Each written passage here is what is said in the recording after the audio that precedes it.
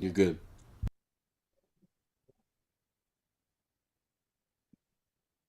You're on. Ladies and gentlemen, good evening. Thank you for being here tonight. I'm Randy Purham, and I am the political campaign pillar for Red America First.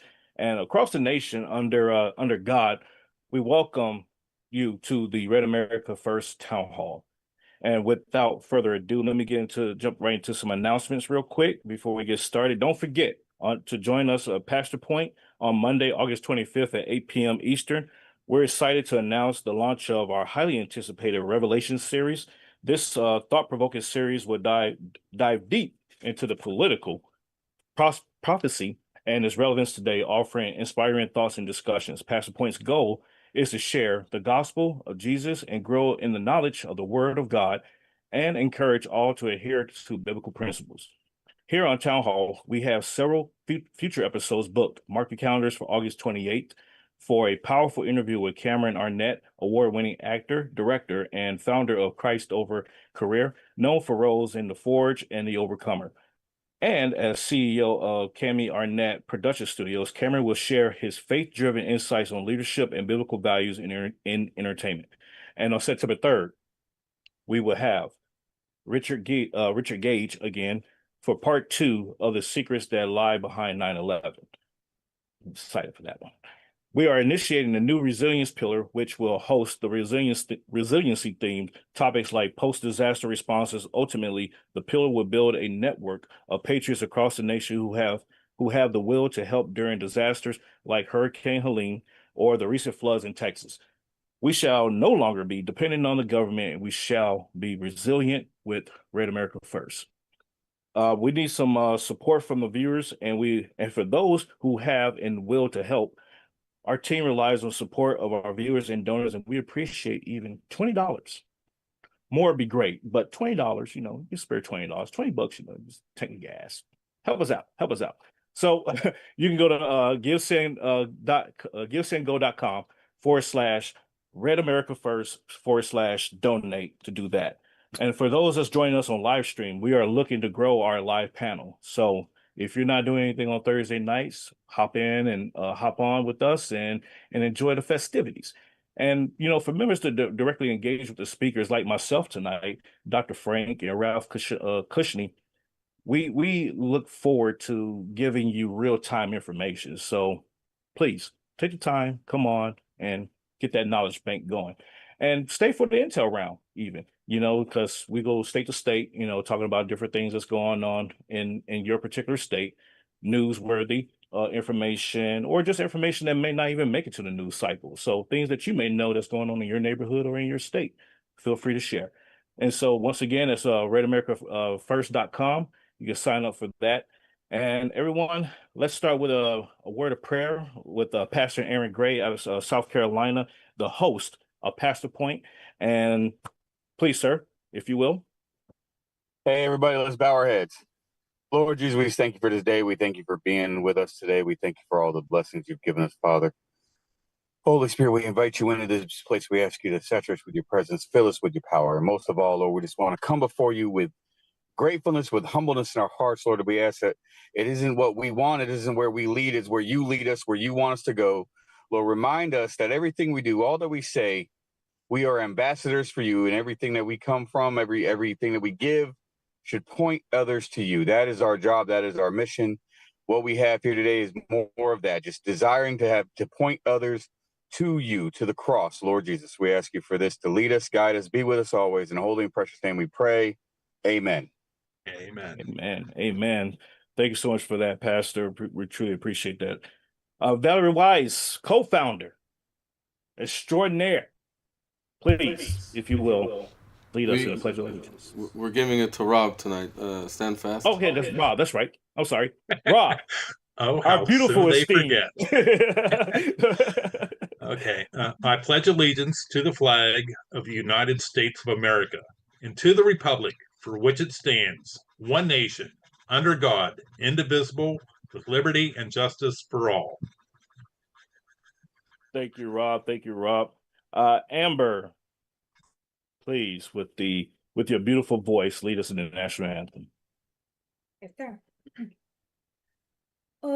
Oh, say, can you see by the dawn's early light what so proudly we hailed at the twilight's last gleaming, whose broad stripes and bright stars through the perilous fight o'er the ramparts we watch were so gallantly streaming, and the rocket's red glare, the bombs bursting in air, gave proof through the night that our flag was still there. Oh, say, does that star-spangled banner yet wave o'er the land of the free and the home of the brave? Ooh, thank you so much, Amber. Wow. Put sent a little chill down my spine there. Love her voice. All right, folks, we're gonna go ahead and get started without further ado into the training tonight. Like I said, tonight's training is gonna be very, very detailed oriented. However, it's going to be also a very 30,000. And for those that's joining us on live stream, we are looking to grow our together. Is actually a 4 or 5 hour block of training, but I condensed it to make it, for the next 90 minutes. So get your pen, papers, questions ready, because we're going to jump right into it and get started here. So let me do this. Let me get the slides up here. Without further ado, into the training tonight. Like I said, get it.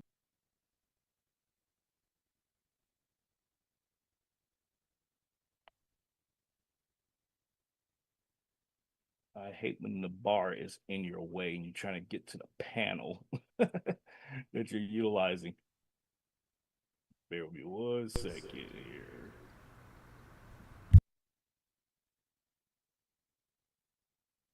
All right, here we go. All right, tonight's training is going to be over grassroots political activism 101. And what that entails is identifying Red America First candidates. With that, who is this joker that's talking to us tonight? This is a little bit about me. Retired Army, 22 years of service. Retired as a sergeant first class, did 3 tours of Iraq.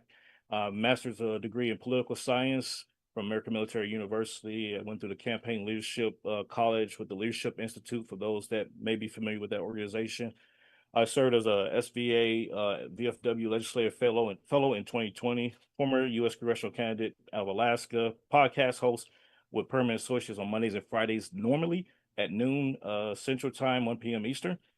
And I do political consulting. I'm running 2 congressional campaigns right now for Congressional District 35 and 37 here in Texas. And I'm a precinct chair, which we're going to talk about tonight, what that is and what that entails. Out of Travis County, Texas. I'm a regional captain for Convention of States, executive director for South Austin Republican Club, and I do the education pillar / political pillar for Red America First. And I'm currently a sitting vice president for the Alumni Council with my university, and I also run a nonprofit called the Urban Conservative Culture Association, where we get out into the community and we talk to the urbanites about being a conservative and how to navigate the waters with that. And I'm also on the State Republican Executive Committee for Senate District 21. That is the board of directors, if you will, for the Republican Party of Texas. And so my Senate district is 21, which spans 16 counties. And yeah, that's a little bit about me and my contact information at the bottom. And you can follow me on all social media platforms at RPerm. All right, so we're going to talk about what is a precinct chair. Precinct chair is your first line of defense when it comes to politics. So when you are, say you're a layman in politics and you really don't pay attention to what's going on in the political spectrum, except when it's time to vote, you would go and say, you know what, I need to get a broad abreast as to what's going on. So let me go talk to my precinct chair. Your precinct chair is that one who knows every and anything about what's going on in the political arena. That's all the way down from the local level all the way up to the federal level. And so they'll give you, give you the updates on what's going on, and to help you become an informed voter before you go to vote. But that's not all precinct chairs do. Precinct chairs are, like I said, frontline defense. So they keep a beacon as to what's going on, and they attend meetings. They deal with politicians pretty much on a daily basis. Just depends on how engaged they are. And you tend to deal with not only your candidates, legislators, politicians, but you also dealing with organizations, other organizations that may have vested interests, such as lobbying groups and stuff like that. Take, for example, here in Texas, just yesterday, we had the redistricting battle that's been going on, right?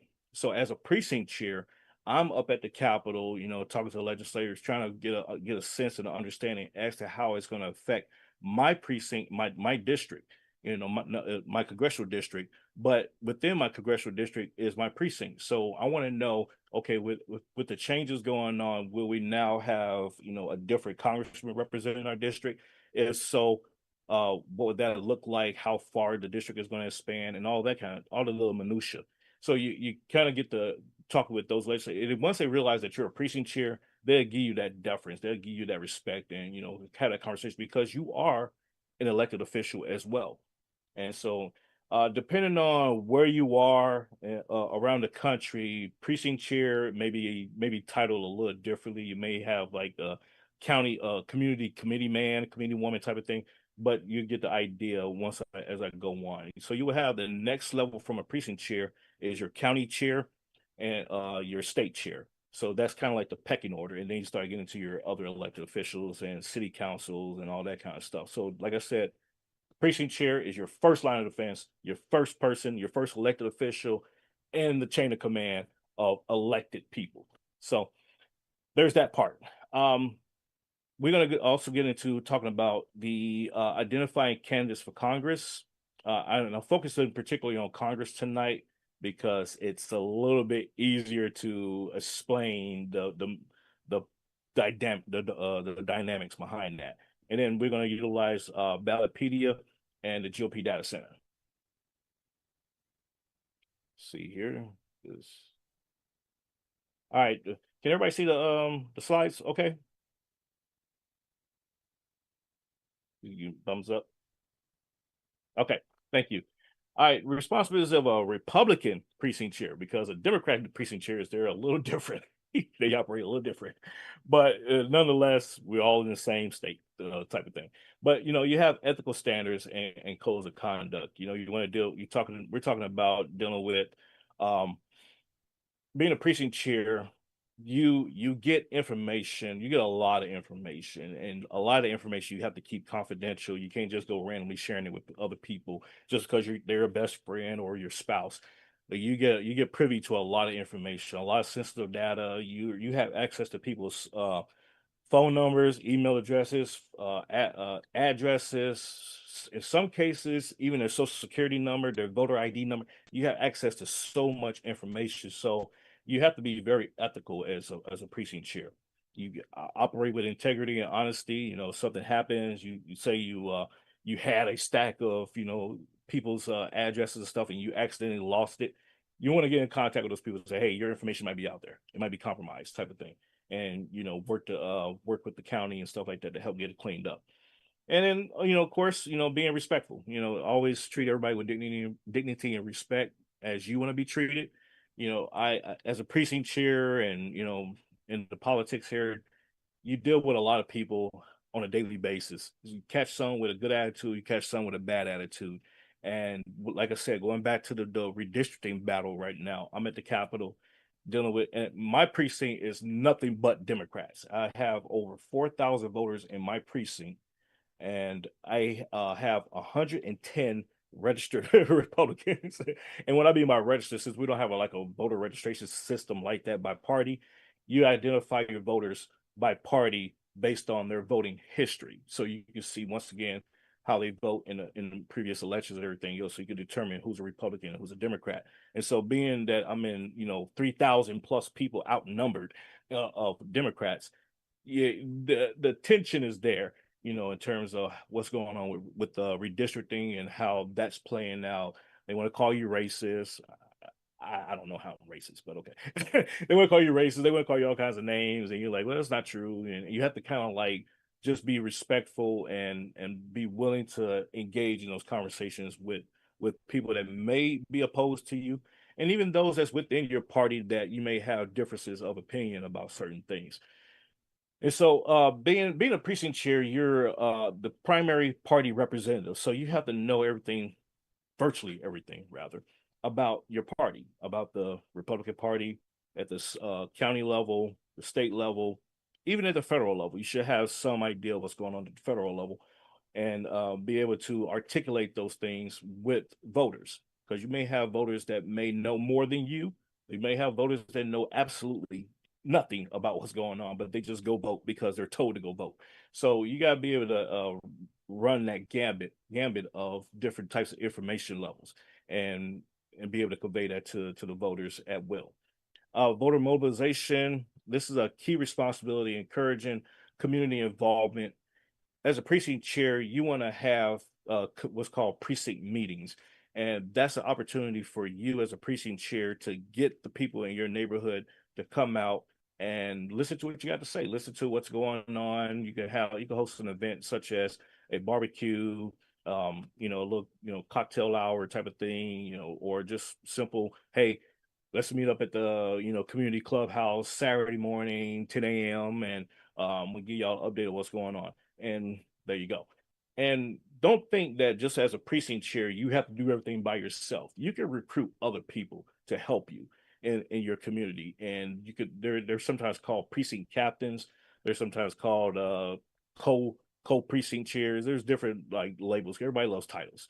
So you can come up with whatever title you want and give it to those people to be your assistant in doing your job. And so with that, you're also responsible for organizing activities. And what that means is, in the event of an election cycle, candidates come around, they're looking for volunteers for door knocking, they're looking for phone bankers, they're looking for all that stuff. So a candidate is going to come to you, the precinct chair. They're going to look at you, you're going to be on the roster because you're an elected official, and they're going to say, hey, hi, Randy, hi, I'm running for Congress, and I'm looking for some help in my campaign. And y'all go through the whole little interview of getting to know each other, see what they're about, see if they're even worth helping, because a lot of candidates run for office and they're not worth helping at all. So you want to get to know who they are and what they're about and everything else. And then you say, hey, okay, all right, let me get with my fellow precinct chairs in the district here, and we'll formulate a plan to help organize your campaign by getting some volunteers to help door knock and pass out literature and stuff like that. That is your job as a precinct chair. You are helping the candidates get elected. And so after that is done, you kind of serve as a liaison to multiple parties. You can, just because you're helping one candidate doesn't mean you can't help other candidates. All the candidates running for office, even if it's the same office, your job is to help them, because you don't want to show too much impartiality. You can be impartial, don't get me wrong, but you want to be able to show that, hey, I'm willing to help because you took the time to run for office and everything else. However, I'm supporting this candidate. This is my candidate. I'm voting for them. But what do you need? You could do that. It works out fine, and they understand that as well. So just keep that in mind. Of community engagement, once again, promoting party values, organizing outreach events, fostering relationships. I would recommend that you take your contacts that you get and put them into a spreadsheet, because having all these contacts in your phone, you're going to run out of memory quick, especially if you're very active and engaged in the community in your job as a precinct chair. So take those contacts, plug them into a spreadsheet. That way, in case something happens to your phone, you still have ability to contact these people, and you can have them by name, organization name, email address, phone number, etc. type of thing. That's what I recommend for you to do. All right. Regular meetings, with the being a precinct chair, once again, you're the frontline defense, right? And other precinct chairs, y'all come together and y'all create what's called a county executive committee, and or known as a CEC. And you all, as a body, are the precinct chairs for that county. Now, granted, there is equivalencies based on states. So, for example, in Alaska, they're boroughs. So the counties are boroughs, and so your name differences may be there a little bit, but you get the idea. And so that's how that works. You once again, you are a community leader, so every time you step out the house, somebody's watching you. Trust me. Get it all the time. And so they may wave, they may speak, they may throw eggs at your car, you never know, flat tires in the morning, type of thing. You would tend to deal with that, just because of the position you're in. You may not have done anything to no one, but you are subjected to, political violence, as we like to say. So just keep that in mind when you decide to put yourself to a role of a precinct chair, is that it's not a glamorous job per se, but you are subjected to the hate and vitriol just like everybody else. All right. So I'm breezing through the slides because there is a lot of slides to get through tonight. And but you got a kind of like a surface level understanding as to what a precinct chair is doing. Engaging the voters is your, I guess you would say, your secondary thing, because when it's time to go vote, you can find yourself being, if you're doing precinct level voting, you can find yourself actually being at a polling location as either a election judge, an election clerk, or a poll watcher. It just depends on what's going on and how you want to be plugged into that domain. But you're definitely going to be engaged with the voters on election day at polling locations, especially if it's within your precinct. And so just keep that in mind, that you want to keep your calendar clear when it's time for the elections, because you're going to be busy doing your job as a precinct chair at those polling locations, getting people out to vote. You may have heard of GOTV, get out the vote.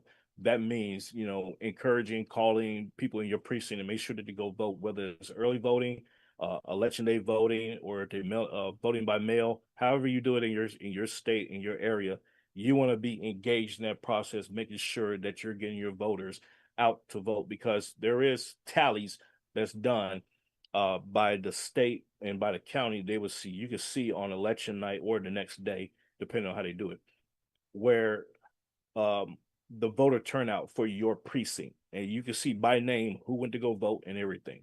And I get that data and I look at it, and I know, especially during the early voting window, I start texting people in my community like, "Hey, go make sure you go vote." Of course, I do only Republicans. I text them, "Hey, make sure you go vote. Tomorrow, whatever, if you got time. If you're doing early voting, if you're doing election day, fine, great. But just make sure you vote, and go from there." All right. With that, we're gonna pause for the cause. Do we have any questions so far?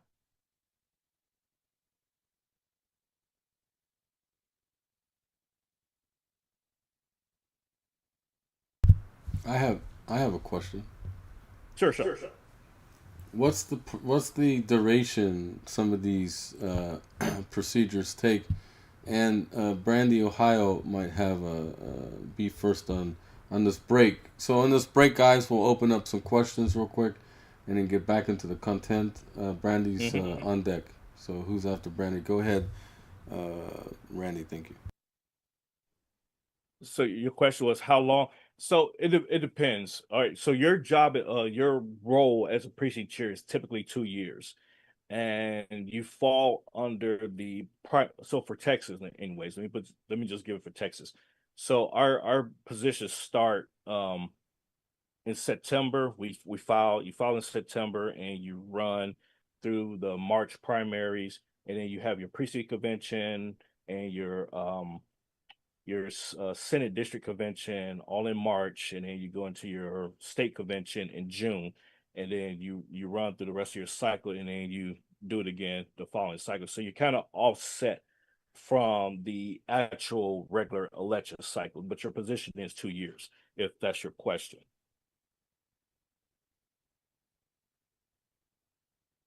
Brandy? So, do you guys have, I guess, central committees then in Texas? Central Committee. Yeah. What do you mean? Well, in Ohio, the Republican Party has what they call central committee members, and they each have like a ward that they're assigned to, and they're in Okay, that ward. So, gotcha. So that's probably the equivalent of your state executive committee. That's probably the breakdown there. If I'm thinking of it correct, if you're saying wards. So yes, we have our central committee is what we call the SREC, the State Republican Executive Committee, and we're 64 members. That's including the chair and the vice chair. But the 31 Senate districts in Texas that corresponds to the state Senate, we have a committee man and committee woman assigned to each district. And so, like I said, I have 16 counties.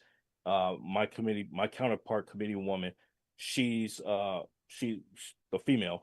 She's down on one end of the district. I live on the other end of the district. So it just works out for us that we can be able to cover, our whole district and, deal with the county meetings and stuff like that.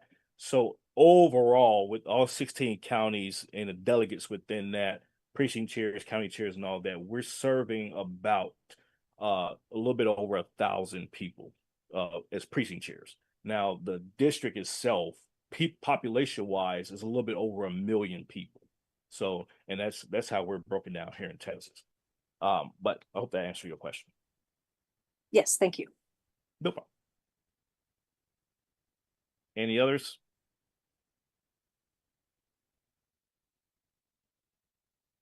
Seeing and hearing none. We're gonna jump into the laws a little bit. There's not too many laws dealing with being a precinct chair. Like I said, you are an elected official, but this is just an example here in Texas of what we deal with. So for your state, you would have to check with your Secretary of State's office, I believe that, or your elections office, and they could tell you like what laws are applying to being, a precinct chair or committee chair. Because we even have it at the central committee. We even have laws that applies to us at that level as well. What you can and can't do with finance laws, or the whole shebang. So these are some of the examples here. Appointment guidelines or filling vacancies. So a precinct chair dies, for example, you can have a special election and the body will elect you, because you normally, if you're say in a contested race, you will go on an actual ballot in your neighborhood. You would show up in your neighborhood's ballot on on a ballot on the election day type of thing. So that's how that works. But outside of the election day or the election cycle, you can be appointed to fill a vacancy. So check with your local community and see if there's a vacancy in your neighborhood for a precinct chair, and then contact your county chair and say, hey, I'm interested in filling the position, and go from there. There you go. Age requirements, just like holding public office, got to be 18, a U.S. resident or a U.S. citizen. There's residency requirements. You have to live in the precinct that you're trying to serve in, and of course, there's party affiliation requirements. We here in Texas, we're trying to go through what's called closing the primaries, where we actually lock in party affiliation by the voters. So we haven't gotten there yet, but what we utilize currently is your voting history to determine whether or not you're a Republican or a Democrat or independent and whatnot, or swing voters. So that's how we determine and do that here.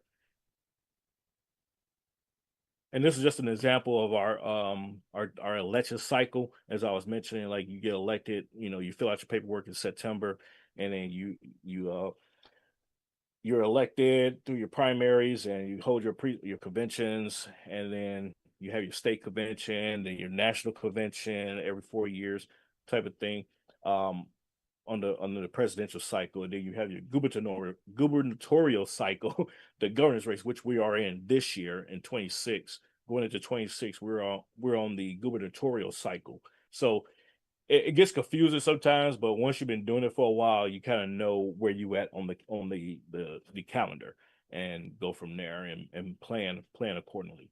So I'll leave it up for a second for y'all to take a look at that, take a picture, whatnot.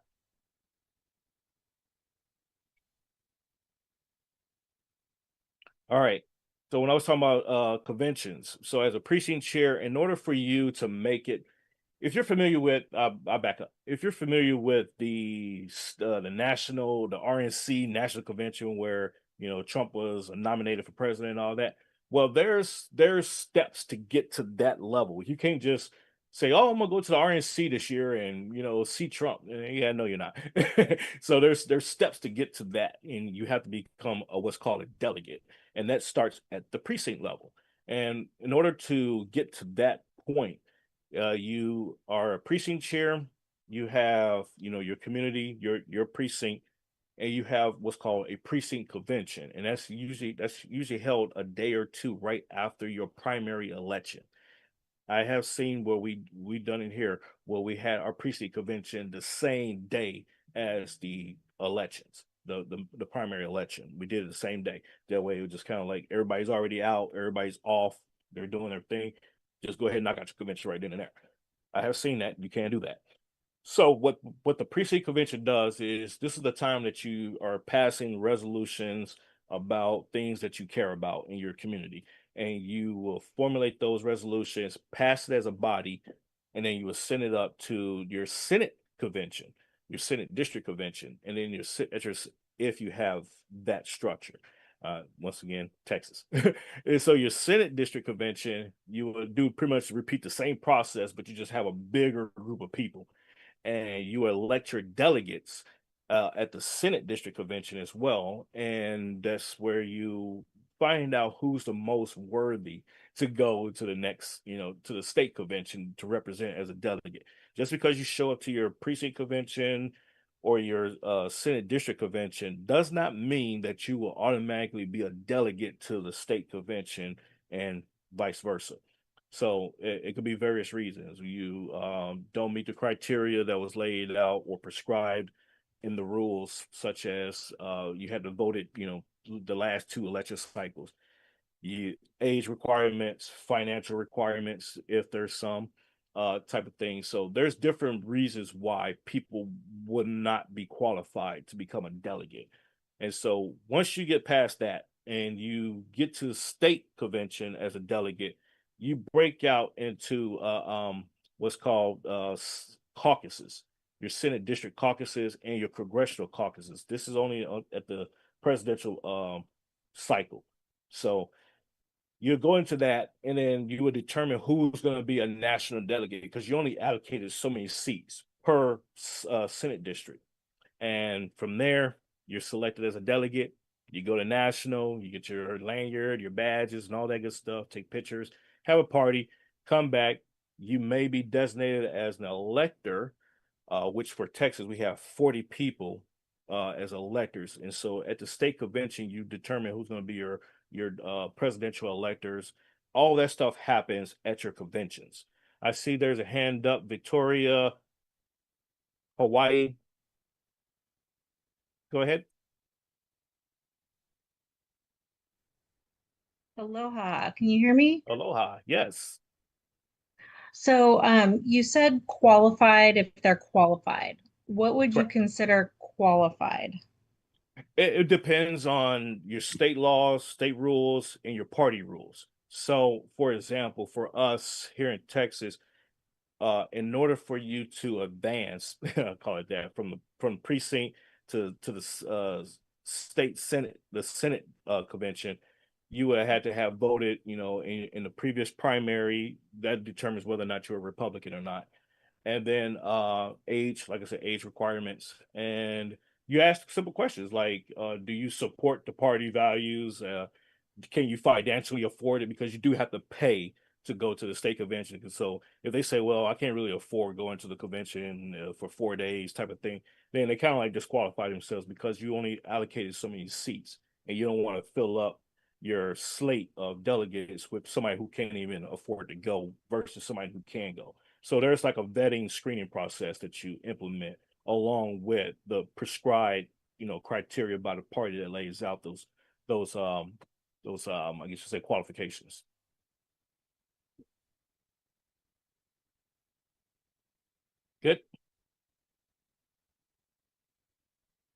Okay, any other questions? All right. And as I was saying earlier, there's a campaign, or I should say, election finance regulations associated with holding office. So as a precinct chair, you don't necessarily have to spend money to be a precinct chair. However, if you're running in a contested election for precinct chair, you're running a campaign. You know, you're going door to door, knocking on doors, passing out literature and everything else, running a campaign to be elected as precinct chair. You will do that. Now, if it's an uncontested race and you're filling a vacancy and stuff like that, consider yourself lucky. You just show up to a meeting and say, "Hey, I'm interested in being a precinct chair." You get an interview, and boom, you're done. So that's how that works. So, like I said, you're a frontline first elected official, so you are subjected to campaign finance laws at the state level, not the federal. So don't get it. Those are two separate systems. So when you start dealing with candidates at the federal level, donating money and stuff like that, you got to be aware of the finance contributions that limits for an individual to a say a congressional candidate, and that this cycle is $3,500 per individual. So you and your spouse can combine give $7,000 per election cycle. So that's primary and general election. You could totally give for both couples, or for the couple, you can combine give $14,000 for that entire election window. So that's primary and general election, $7,000 each, $3,500 per person, and that would keep you out of jail. That's your limit.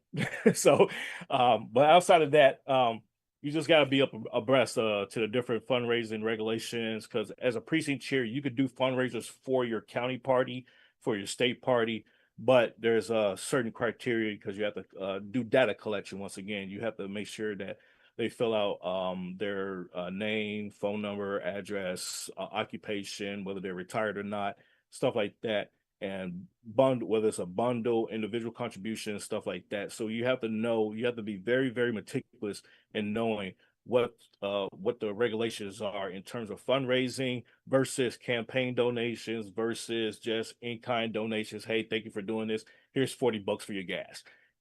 There's different levels to it. So as a SREC committee man, when I go to visit my counties, I'm wearing a totally different hat. So I don't fall necessarily under those provisions of finance laws because it's a volunteer job on the SREC level. So when somebody says, "Hey, here's $5,000 for your gas money," wink, wink, nod, nod, it's $5,000 that was given to me. I don't have to report that.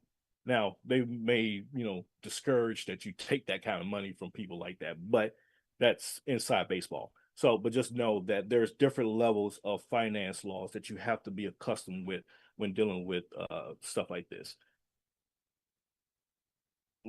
Accountability, once again, same thing. I'll just mention all that. And oh boy, we're flying through this. Next break. Any questions so far? Yes. What happens if in the process that you are going through this and the candidate gets stuck, right? Can they come to RAF and reach out to us, and we'll be able to help them directly solve their campaign issues? Over.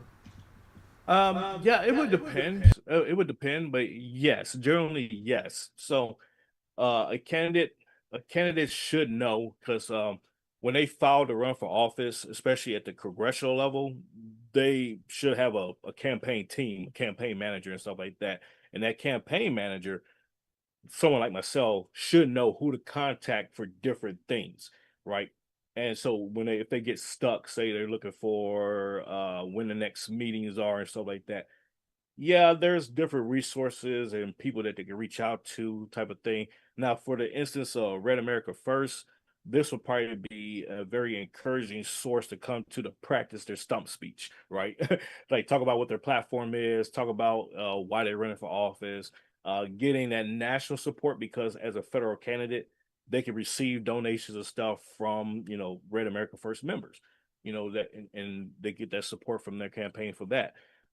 Even as statewide offices, you could get outside donations. Some states are limited with that, so it just depends on the reporting requirements and stuff like that. But as Red America First, as we used to do in the past, where we had candidates come on and then we endorsed the candidates and they would show up on the website, and so people that was, you know, part of the Red America First family, they would come to the website and see that, hey, we got these endorsed candidates, you can support them, here's their website, and know that they were vetted already. So a viewer could come and say, okay, this is a person that, you know, is running for office. Oh, they're in Georgia. Cool. I'm in Georgia. I'm in Atlanta. Great. Let me see what they're about. Okay, I love them. They've already been vetted. I don't care about anything else. Here's $500. Boom. That's how, you know, it generally should work in a perfect world. So hope that answers your question. Yes, it does. Any members want to ask a question? Rosemarie, Rob?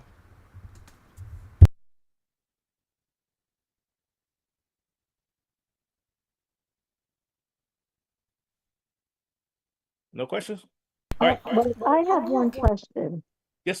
In reporting, I know, you know, in some states, if it's under $100, you do not have to give all of the information, but over $100, you do have to give the name and so forth of the person donating. Is that a, you know, is that a law in most states, or is it only in some Yes. states? Yes, that is in most states. So at the state level, anyways. At the federal level, there are some, like, you just say minimum thresholds that you to meet. I want to say it's $10 at the federal level, I believe. I have to check again. But you don't really see somebody donating just $5. If they do, it's kind of like, okay, we're not going to worry about that. but generally, yes, there is thresholds that you for reporting requirements, where, like you just said, $100. Anything less than $100, you don't have to report it. Anything above that, you do. And the name, collection, address, phone number, and their occupation is typically Mhm. the criteria. Mhm. Yep. Thank you. You're welcome. No problem. Ashley, you have your hand up. Yeah, we just wanted to stress how important these positions are at a local level, because I know Randy said it and mentioned it before, but this helps all the way to the top. Like Trump really depended on his local and Yeah. state, you know, people, officials, and it's, you know, it's just, and it's a step for you to take control of your county and the school boards and the commissioners and stuff like this, you know, to get the right people elected. Very, So very key. Yeah. yeah. So Thank I you just for wanted that. to emphasize that, because it's very important. Absolutely. And to touch on that, the caveat on that, so last election cycle, I worked actually a lot of campaigns at the same time. So I was working literally my congressional race. A congressional race was my particular congressman, but a congressional race in the primary, and then during the general cycle, I was working Ted Cruz's race as a deputy field director, and I was what's called it was a Trump Force 47 captain. And so what that meant was, I don't know if y'all seen that going around the states, being a Trump 47 person, captain. You were, as precinct chairs, we were charged with the task of getting the vote out, you know, letting people know about Trump's policies, uh, make sure they come vote for President Trump and stuff like that. So it was different little things just depending on where you were at. We got different little packages of messaging for that community. And so I did that, and, you know, subsequently got a chance to be part of the JD Vance detail and President Trump's detail when they came down to Austin to visit, because it was like they gave us first dibs because we were helping with the campaign. So that was pretty cool. It was fun. So if you see opportunities like that, that's a great way to get involved. And back to Valerie's point about being, you know, the frontline defense, being involved in your community with the politics, you're influencing those school board races, those judgeships, those city council races, mayoral races, governor races. You are the influence for those things, because people are coming to you for that information. You're going out giving that information. You're going out to get the vote out. Or campaign against these people. You may say, hey, don't vote for this joker, he sucks, and I'm a precinct chair and I'm telling you, I know everything. You don't want to, you can do that. You're perfectly well within your rights to do that. I do it all the time. So you can do that. So that's just something to touch on. But let's jump into identifying Red America First candidates. This part here, I know you guys. Wait. Victoria had a question. Oh, sure. Go ahead. I'm sorry. Not a lot of people know this. What did you find was the best way to connect with people who you align with and just get connected with your community to do these kinds of things? Great question. So typically you can jump on Google or search engine, whatever your preferred search engine is, and type in, your county party. Just say, like I did when I first moved to Travis County. I said, oh, let me, see what the county party is, if they have one even. Travis County Republican Party, or Republican parties in Travis County type of thing. And boom, there was a whole bunch of stuff that popped up. And I said, okay, cool. And so I just started, just digging in from there. The contact us link, and I sent the email, and they called me back and said, hey, what's up? What are you looking for? And I said, I'm looking to see when your next meeting is. And they was like, oh, it's that, matter of fact, it's tomorrow night. And I was like, oh, okay, perfect. Give me the address. And I showed up to their first meeting and met the people there, some of the precinct chairs and the county chair and stuff like that. And then so from there, just kind of built up. It took me about three meetings before I became a precinct chair. I just wanted to make sure that the group was a right fit for me, and I wanted to actually be involved, because then you have what's called auxiliary groups. You have your little community Republican clubs. You have your city Republican club. You have different clubs and groups that may not even be affiliated with the county party or the state party. They're just a group of people that want to get together. They're like-minded, and they just say, yeah, we ain't got time for the big stuff. We just want to worry about our community stuff. And you have those, and I've run one of those clubs here, the South Austin Republican Club. We just focus on just the stuff that's going on in the Southeast Austin area, and then we kind of like elevate that up to the county and city and stuff like that, just depending on what it relates to. So that's one way of doing it, to answer your question. Thank you. Well, no problem. Any other questions? I can't see everyone, Ashley, so I'm gonna need your help there. All right. Identifying Red America First candidates. So one way to keep your level of accountability of elected officials in check is you can go to congress.gov, and once again, this is federal stuff. Go to congress.gov, and you have your state legislature may have a very similar, we do here in Texas, we have a very similar setup where, so it makes it easy for me. It's very, very similar. But you can go to congress.gov and type in, let me minimize the viewer panel here. I'll try to see what I'm doing.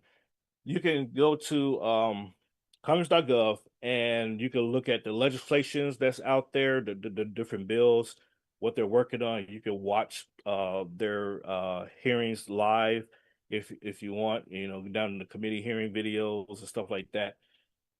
And you can type in at the search bar at the top. You can go to members. This drop down box at the top left hand corner, it changes. You can find your representative and type in their name, and what will come up is their information.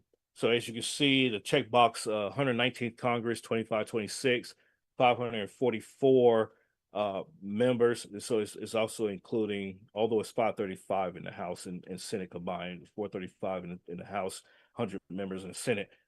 The 544, I don't know why it's there, but but you have the 119th Congress, and including the delegates. Sorry, and so you have all that information there, so you can click on your representative. For the intent and purposes of this class, I picked two people, Chip Roy and Jasmine Crockett, because everybody knows who they are, everybody knows their names. But you can see by state, by your state, your delegation count. And what I mean by delegation count is how many representatives are in your state from that state. And so you'll see that count. You could click on that state and it will drop down from there. So let's go to Chip Roy.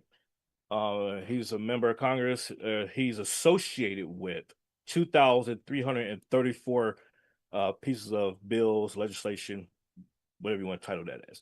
Committee reports, because he sits on different committees. These are he has 142 committee reports, committee meetings, 1,504. That's how all that works. And so you want to look at if you want to evaluate whether or not that member of Congress is an America First agenda type of member, and you want somebody you want to continue to support or find somebody to primary against them, this is where you go to get that information. The roll call votes, see how they voted yay or nay. You can see all of their work. And then you can click on, say you want to actually examine the legislation that they worked on or that they were a part of. You can see how far it got. Did it become law? Did it stall out as introduced and it just died from there? You can see all of that. And that way it gives you a accurate assessment and an educated assessment of what's going on with that particular member. And you can spread that information to your community as a precinct chair. Wink, wink, nod, nod. And so from there, you can then, do a comparison to other candidates that's running or that may be adjacent to that community. Say, for example, like I said, here in Texas, I have in Travis County alone, I have, Michael McCall, Michael Cloud, Lloyd Doggett, Greg Kassar, and a smidgen of, I want to say Pete Sessions, maybe, but there's definitely 4 U.S. congressmen that I'm affected by in Travis County. And so I can look at their records, Lloyd voting records, and all that kind of stuff, and see what they're doing, how they're doing, why they're doing it, and all that, and go from there. So Jasmine Crockett, our favorite, our favorite congresswoman, Texas 30, Democrat. She was elected to the House in 2023, and you can see how many bills and stuff she's a part of. Her roll call votes, same thing as anybody else, and you can see that she had a censoring Representative Jasper Crockett on her docket. It was introduced, and it just it didn't go anywhere from there. It just agreed in the House, and they just let it go. There's the different bills that, like I said, she's associated with. She introduced co-sponsored there at the bottom, HR 1563, the Stop Fentanyl and Xylazine Act. She sponsored that bill. And so you'll see where they just introduced a bill and it just died. It didn't go anywhere. It didn't become law or anything. And that's how you could evaluate, once again, if that member of Congress is actually worthy of anything. And then let's jump over to Ballotpedia. That was congress.gov. We're gonna go to a website called ballotpedia.org.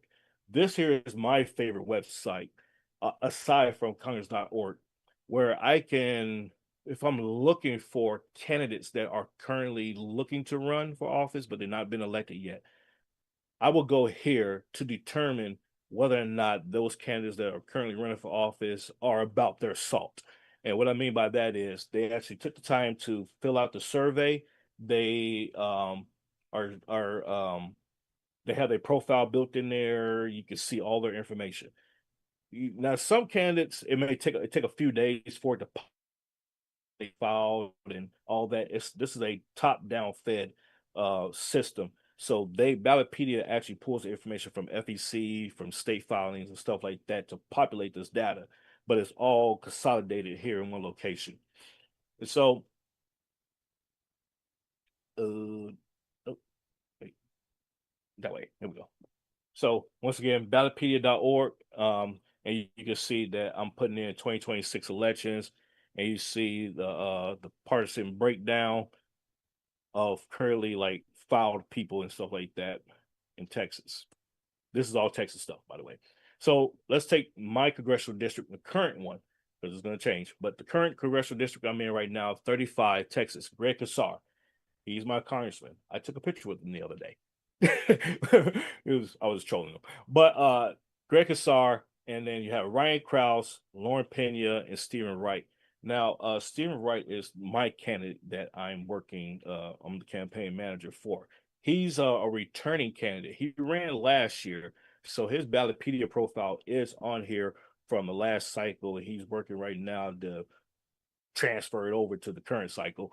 But Lauren Pena has hers up there. Ryan Krause hasn't bothered to do it, nor did Greg Casar. But you can see on the left-hand panel, the right-hand side panel, you can see the district data of whether or not the candidates that's running, what their chances and their probability of winning in that district. You can see race ratings.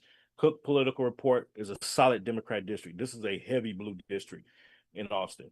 The DDHQ, the Hill, that's another reporting system inside elections. So they have a different sources that would tell you like how they rate the district. And then there's like a plethora of information. You can see the campaign finance reports on the far right hand side there, the election results.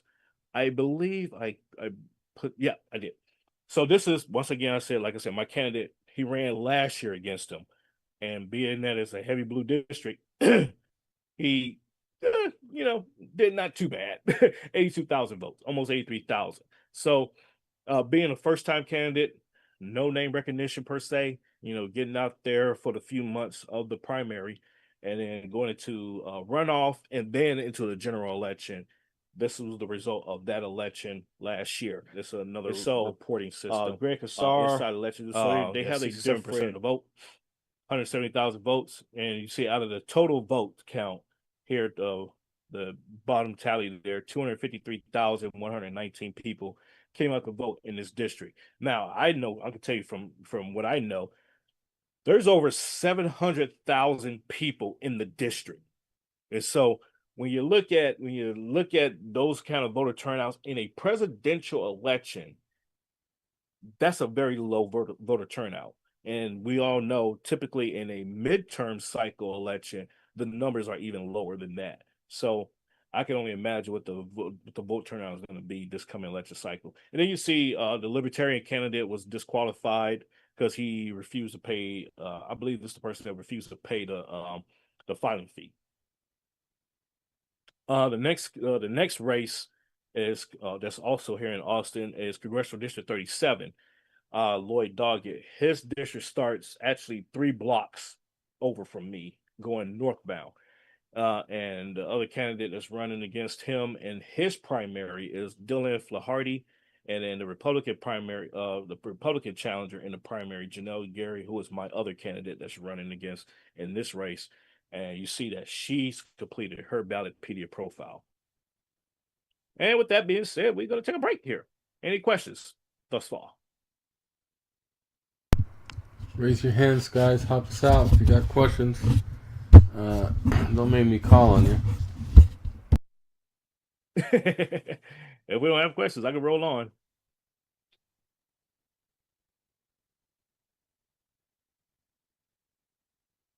Got some questions coming in. Susie, Hawaii, and then Victoria. Go ahead, Susie. Hi, I don't really have a question. I just wanted to thank you for coming on and covering all these bases for us. I really appreciate that. Oh, no Especially problem. since Thank you. the candidacy has to start ramping up here pretty quick. So it's good to have. I hope you'll pop in and out and, give us some updates from time to time. Yeah, absolutely. Absolutely. Yeah, no worries. Thank you. I appreciate that. Yes. Hey, Randy, it's Victoria again. Yes. I know all about what you're doing, so don't mind me. I ask a lot of questions. It's a little different in Hawaii than it is on the mainland. How do you find that you can encourage people in Texas to help participate? I don't know if you have like recruiting people. I don't know if you've had people even showing up over here. I'm on the Big Island. We have just people who don't care. They don't show up. There's just a large group of people who are just done, they think it's rigged and have no hope, and I try to encourage them. But I don't know if you're seeing that on the mainland also. And We do. if you are, how do you help encourage people to get involved? Great question. And yes, we do. So one of the ways that I get people involved is I just ask, kitchen table questions, kitchen table issue questions like, hey, what do you think about the economy right now? And they kind of look at you like, the economy? I'm like, okay, no, better question. How do you feel about what's going on in your pocketbook right now? Well, I wish I didn't have to pay all these taxes. Okay, great. So, what do you want to do about it? And they're like, then you see that little rat wheel start to turn a little bit. They're like, what I want to do about it, not pay taxes. Well, here's how you can, do that. Let's go to the city council meeting tomorrow and talk about, because there's a bond that's being put up for $5 billion and it's going to raise your city taxes by $15. So let's go up there and make some noise about, we're going to reject it. And they'd be like, oh, okay, cool. And so you engage them that way. Now, the outside of that, getting them like to a meeting, voter registration drives. That's always a good starter. Stand out in front of a grocery store somewhere. But of course, make sure you are what's called a VDR, voter deputy registrar. Maybe different names other places, but you're able to register people to vote. That's a great conversation starter. Hey, elections are coming up. You want to make sure that your voter registration is up to date. You want to vote. And they may say, I don't care about voting and stuff. Well, you should, because it's going to affect you. And they're like, how's it going to affect me? And you engage in that conversation. And so that's another way. The third way, and what I personally like to do, is when I'm out and about at the gas station. Gas station is the perfect place to get people involved in politics. I don't know why. Maybe it's just my niche or something. But when I'm pumping gas and somebody pulls up and they're pumping gas too and whatnot, I say, hey, what do you think about the gas price? And they're like, oh, it sucks, and it's too much. I'm like, okay, well, hey, I don't know what you got going on for the rest of the week or whatnot, but we got a meeting. You want to come out and get involved and help work towards getting the gas prices down. Although we know that that's not going to happen, but it sparks that interest. They'd be like, oh, let me get involved in this process, and then from there it's like, okay, we could talk about the gas prices at this meeting. We're not going to affect it right now, but that's just one way to kind of like lure them into it. And so that's just some of the things that I do. But hope that helps. Thank you. No problem. Wendy? Hey, thank you for coming on. That was I was looking over the sites that you provided and a lot of information. I hope that this presentation, will this be available? I'm hoping, Ashley, for us to review. Anyway, so my question is, what do you have any ideas about what could be done to perhaps to get perhaps the Christian community involved a little more, say in our churches, right? I do. I do. There's a book called Jesus and Politics by Bunny Pounds. And that's just one. And then another one, Eternally Cancel Proof by Stacy Washington. I'm currently working on these books, but being my podcast, I deal with authors. So I got a stack of books here that I'm reading right now and working through. To answer your question, yes, a lot of churches. So just recently, the IRS released a memo saying that they would no longer persecute, prosecute, or go after churches for being politically engaged. Before, churches would try to stay away from politics because they're afraid they're going to lose their 501c3 status, or they're violating some kind of law and whatnot. So the IRS said that's no longer the case. People should be involved in the politics from the church. So churches can endorse candidates. They can let candidates come in and speak and stuff like that. So what I encourage to pastors is that, hey, you as a shepherd of the flock, your first duty and responsibility is to keep your citizenry, your flock, informed on what's going on. And that means being engaged in the political process. And so you see them like, I'm not doing we don't want to get well, you need to, because the politics will affect your church, if you're not engaged, if you're not involved. And they start to come around after a while, but that is the first and foremost, is getting to the head of the church, and then getting to those deacons, deaconesses, the associated ministers and stuff like that, and then start spreading it from there. Even if you gotta stand outside the church in the parking lot on Sunday morning and pass out literature, and they're gonna be mad at you for doing that and stuff like, oh well, get over it. And it's your First Amendment right. You're in the public space. You can do that. And so that's some of the things that I've engaged in. I actually had to, had some exchange of words, I'll put it like that, with some pastors before, about the political stuff. And I had some great pastors that invited me to come and do stuff like this. They're like, hey, please, in Maryland, when I lived in Maryland, they're like, hey, please come and let's talk about, because we're getting ready to have elections. My congregation needs to know what's going on. And so I kept it nonpartisan, so I talked about both sides and what to look for by the candidates and stuff like that. So there's stuff like that you can do at the church and say, hey, let's have a basic civics class, just like I'm doing tonight. This is basic, one-on-one stuff. Hey, let's have this so the people know what they can get involved in outside the church, and help spread the gospel in the halls of Congress or the halls of the Capitol, the state Capitol, and stuff like that. Because our Capitol here in Texas, we actually have legislators that hold church in the rotunda on I want to say it's Thursday nights or Wednesday nights. It was one of those nights during the regular session. It was great stuff. And you saw the liberals just lose their mind. They're like, you separation of church and state. Oh my God. Yeah. So it's like, they're like, yeah, shut up. And they were like, praise the Lord. And they just kept going. It was great stuff. It was awesome. So we did stuff like that. So I fully holistically encourage people to bring the politics to the church, because well, I should say bring the church to the politics, because the politics will come to the church. Amen. So, Amen. hey, Thank yes, you. absolutely. I saw Rob had his hand up, or Mageso. Sorry. It's Ron. It's Ron. Ron. Okay. Sorry. Yes, go ahead, Ron. Randy, thank you very much. Yeah, if you can hear me. Yes. Thank you. Kudos to you for doing all this work. I mean, you sound like a busy guy, very invested, and I appreciate your effort. I just want to let you know. Thank you. I also wanted to ask you, have you thought about using radio? Because radio reaches a lot of people. And I'd really like to suggest that to you.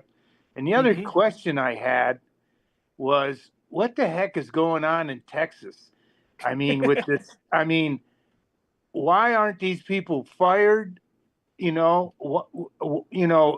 the GOP really that lame that they can't really get it done and get rid of these people and all the things and fine them and get the fines in? Is that going to happen? And you're in Texas, you're in politics.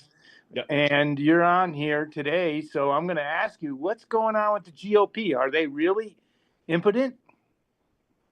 So no, yes and no, like that. Yes and no, and thank you, by the way. Appreciate that totally. And with the radio thing, I tinkered around with that idea. It's a little bit harder to get into the radio market because of the FCC rules and stuff like that. So I do broadcast also on Spotify with my podcast. So that's Spotify and Substack.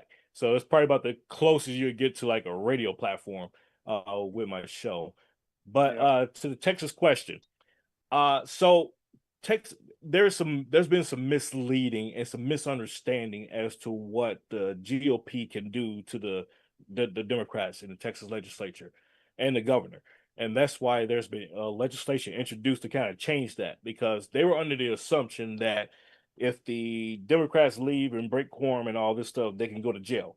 Well, Article 3 in the Texas Constitution actually protects them to do that, allows them to break quorum in the event of a political disagreement.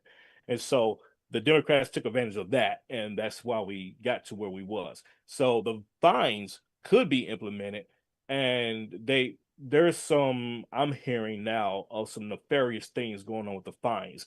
So what the speaker did when I had conversation with him a couple of Saturdays ago now, he told us that they reduced the office budget of the Democrats by 30%, and that they was going to take that 30% of the office budgets and pay their fines with that.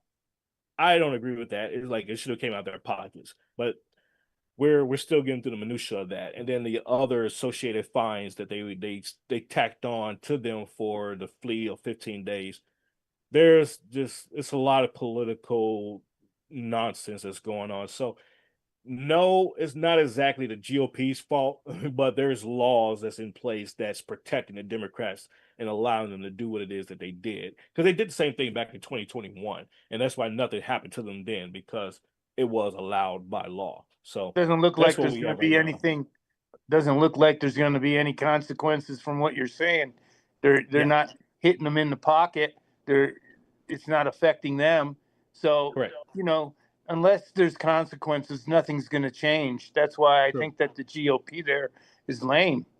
Yeah.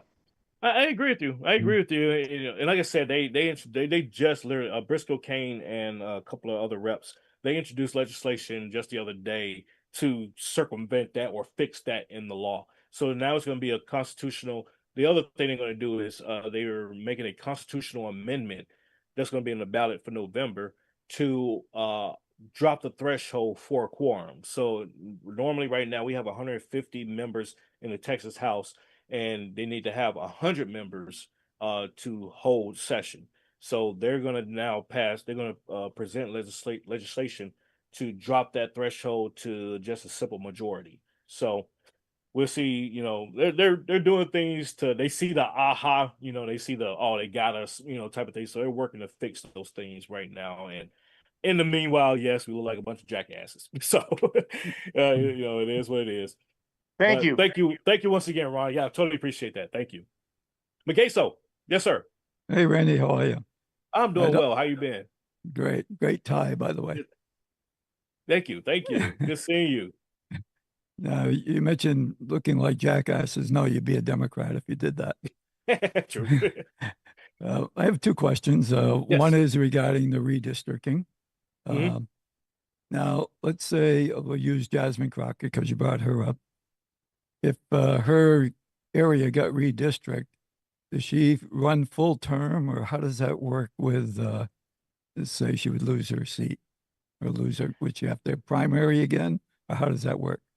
Yes. So the redistricting maps, if tonight, I don't know, I haven't seen the updates, but tonight the Senate side of the Texas legislature will be taken up to pass the redistricting bill.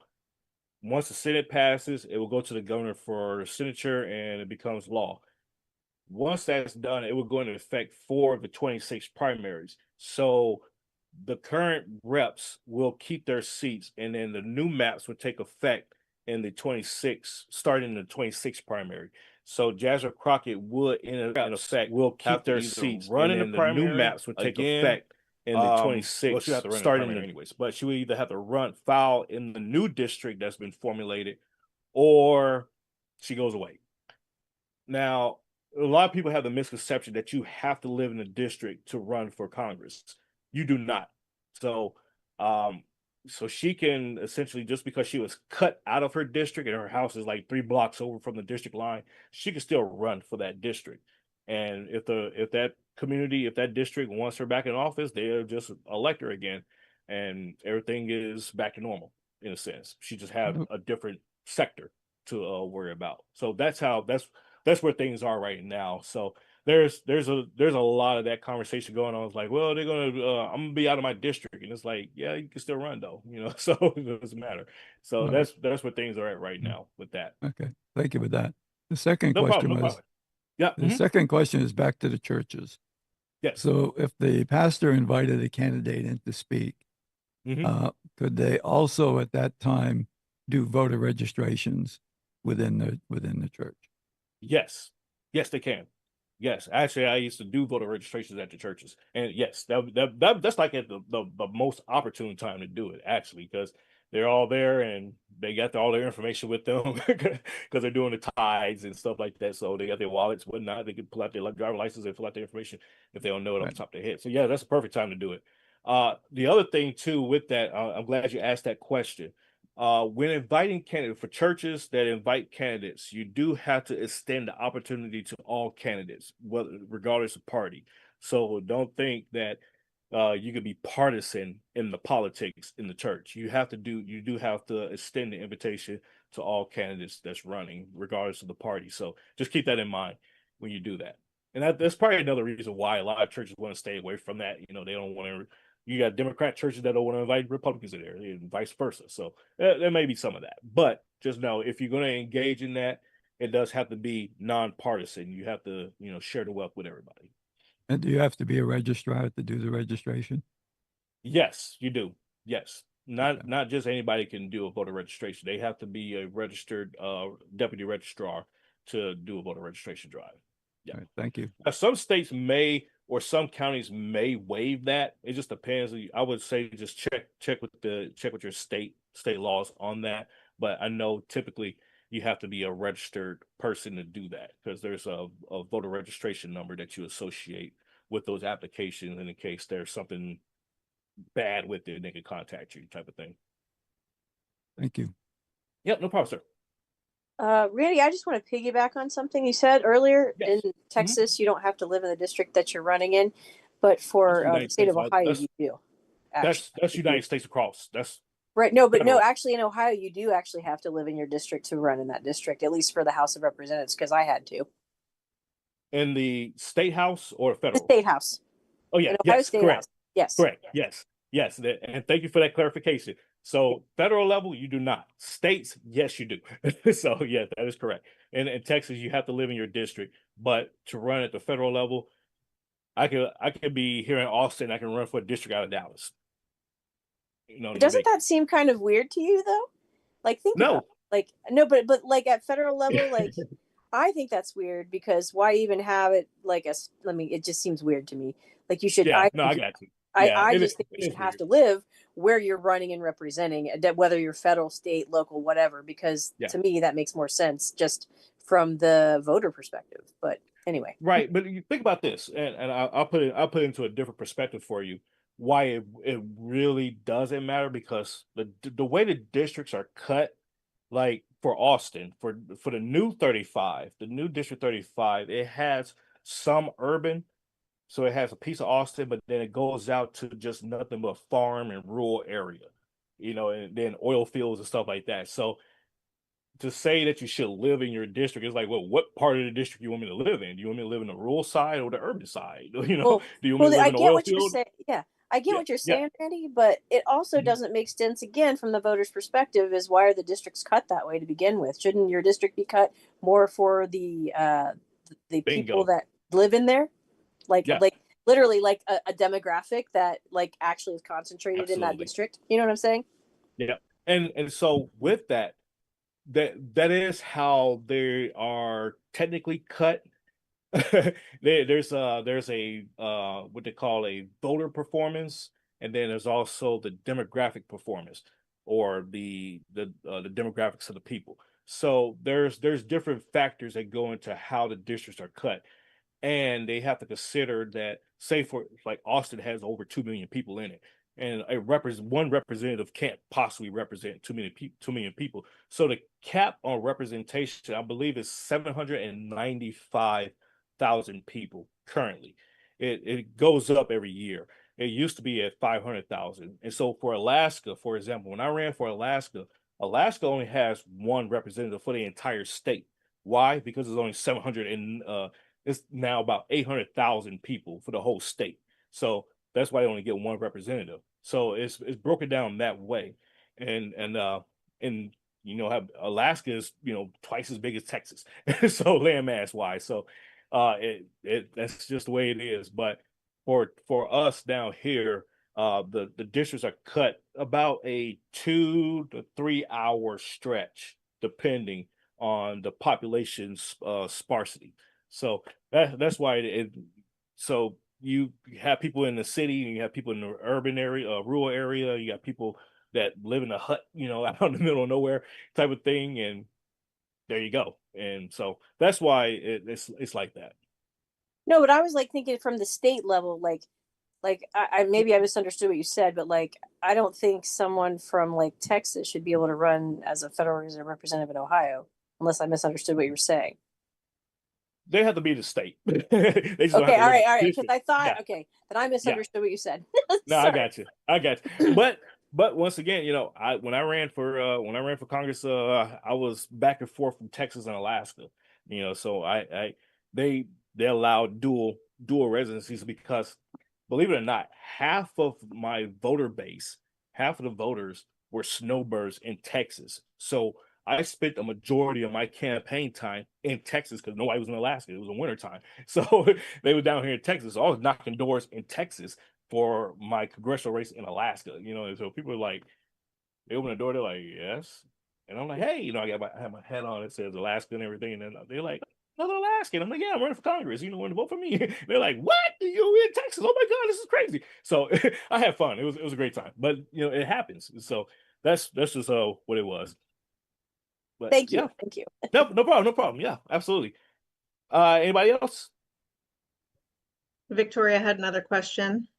Yes, ma'am. Do you know when the last redistricting of your state happened? 2021. Okay. 4 And years that ago. was off of census, yeah? The census data? Yes. That was as a result of the 2020 census, correct.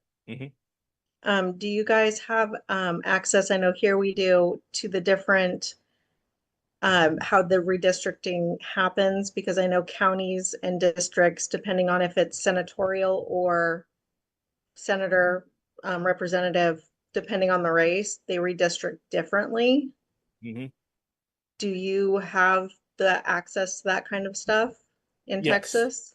Yes, we do. It's called Viewfinder. I think that's the name of the website. Well, we do have that, and you can even see like over time, like this is how the district looked 5 years ago. This is how it looked now. It has a historical breakdown of what it looked like, and it's like little drop down boxes. It takes forever for it to load, but you can see that information, and there's also criteria within the state as to when it doesn't necessarily correspond to the census, but it corresponds to more at a time, because our state senators are all set on their elections, just like the U.S. Senate. They're all set by a couple of years. So it would determine when they redistrict the Senate side. And then the same thing with the House. It ebbs and flows. The school board districts, your state and your county school board districts, your city, what is it, the state house, school board, state senate, and there's a county, the county what do you call them, guys? Not the constables, commissioners. The county commissioners. Yeah, the county commissioners. So those lines all have their designated time frames of when they shift around based on population growth, change of geography, based the buildings coming down, going up, and stuff like that. There is all that craziness. So yes, to answer your question, yes, we have that. I was wondering too, did you have to pay for your voter rolls? Like, did you pay for it yourself? Or I know some parties will purchase them and then share that information with candidates that they're endorsing. Yep, both. So that's actually the next block of instruction. I'm glad you mentioned that. That is the next block. And but yes, if you are a candidate, you'd have the option, or even a precinct chair, you have the option of going to purchase the voter rolls. But we have, is this thing will come up? Okay, there we go. The introduction to the GO, we have, at the state party, as a candidate or elected, official, we have two different, I guess you say, criteria. You either have to be a candidate or you have to be somebody that's elected to get access to what I'm about to show you right now. And as a precinct chair, I will have access to the GOP data center. And this is a aggregate. You're broken down. Ashley, yes. I just wanted to chime in after you're done with Victoria. Go ahead and finish. Oh, sure. we're done, I think. That answer your Okay. question? Okay. Okay. Cool. I want to know. So Texas made those moves. You already explained the positives that come out of that, but Gavin Newsom and the Democrats in California are flexing and wanting to do the same thing with the uh, exaggerated census data. So what explain to the team before you move on to the GOP data what that means about California and what's at risk. Thank you. Yeah, no problem. Absolutely. So, great question. So, California right now, just tonight, seeing breaking news, the California legislature, they decided to play tit for tat with Texas, and they had an independent commission to do their redistricting, and they was actually trying to follow along, with the census to do it after the census data and stuff like that. They said, "The hell with that. We're gonna do a mid districting just like Texas did," and so they took it up with the state the state legislature instead of the independent commission. So now, as a result of that, they passed that. So now it's going on the November ballot, this November ballot, to be approved by the voters because it is a constitutional amendment change. So from what they traditionally done. Now, here's I guess you would say, the inside baseball to that. Because it went to the November ballot, and the voters, even if the voters approved it, it won't necessarily be effective or be in time for the to change the congressional districts for the 26th election, if that makes sense. It won't be enough time for that. Not in my opinion. There's a lot of work that's going to go into that in that short window. Now, if they did it at the same time like we did and it passed and they implemented the lines, something different.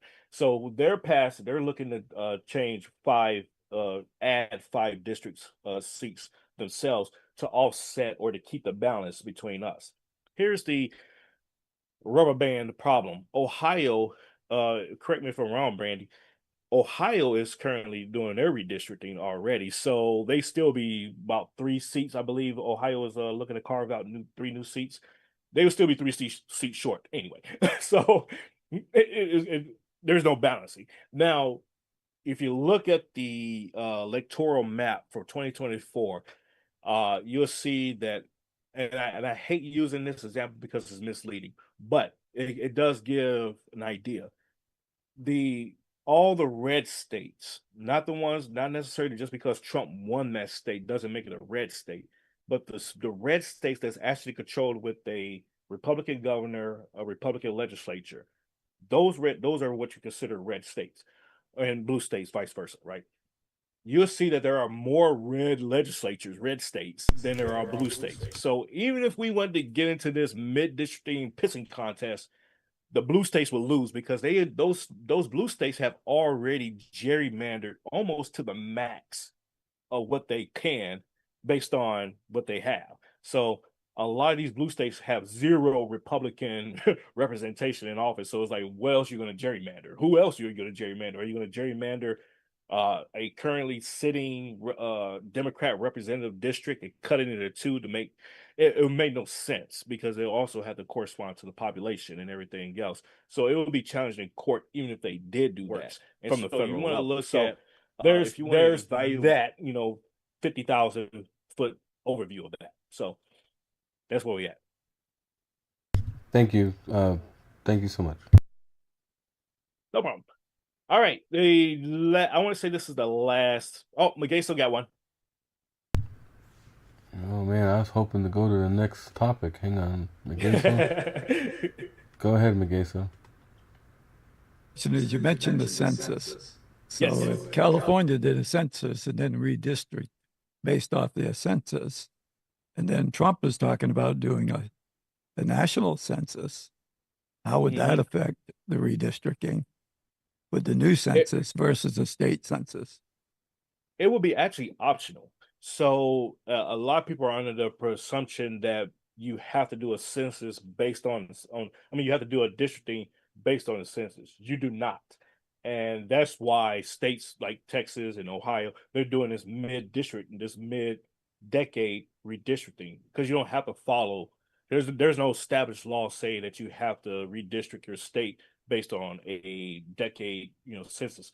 There's nothing like that. It's just a tradition that they've just been following for decades. So that's the only thing that's to that. So if President Trump said, okay, we're going to do a national census tomorrow, and here we are, then the states can have that option because, like you just pointed out, the states may have done an internal census and did their thing already. They may say, okay, you got a national census, great, congratulations, whatever, we don't care. And we're not doing anything different and move on. And so that's where things But, are right now. but Yeah. couldn't that affect the number of seats that they have in Congress? Great question. Depends. So in 19, I will give y'all homework to look this up. I want to say it was 1918, if my brain is working correctly. I want to say it was 1918. The U.S. Congress actually capped the number of congressional seats that can be held in the Congress, regardless of the population growth, regardless. So we will always have 400. Well, I'm gonna say always because they could go and change the laws, but they could have. But currently, since then, we always had 435 seats and 100 U.S. senators. So unless we add in a new state, your U.S. senatorial number won't change, and your U.S. congressional number won't change, regardless of the population growth. They would just configure. They would just raise the number. Like I was saying earlier, each representative used to have about 500,000. Now they represent about 798,000. So regardless of the population growth, the number of congressional seats available won't change. The number of representation for the population will. So that's where we're at now. So regardless of how they redistrict and cut lines and everything else, the extracted number still has to come out to 435. But So we wouldn't some be states will talking. We lose wouldn't. seats. Some states will lose seats. Some would gain seats. So like Texas, matter of fact, great another point. Texas this past election cycle gained 2 additional seats from the 2020 election cycle, which they only had 38 electoral votes. Now they have 40. But what And I about believe it's California that lost. It was either California or New York that lost seats. right? So if the population goes down in California and New York or other states, they would lose seats. Correct. Yes, sir. Thank you. No problem.